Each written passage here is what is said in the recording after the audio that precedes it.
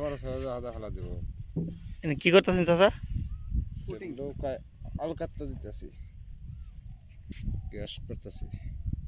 ও এটা কি পানি পানি যাতে না যায় ভিতরে? হ্যাঁ হ্যাঁ আর বাইরে নয় এই নৌকা কি আনে? হ্যাঁ। এরকম একটা নৌকা বানাইতে কত টাকা খরচ হয়? খালি পুরান নৌকা ফেললাম, তাই মনে করেন যে হুম, কাঠ আনছি 12,000 টাকার, হুম। সুতার মজুরি দিলাম 14,000 টাকা। আর নাল কাটতে লাগবো, চাল লাগবো, কাজ আছে, মেলা কাজ আছে এখন।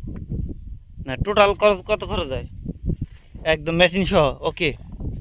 মেশিন সহ ওকে করা গেলে আর মনে হয় যে জাল ধরি না, ওকে করা গেলে আর মনে হয় যে 1.5 লাখ টাকা লাগবে। 1.5 লাখ টাকা?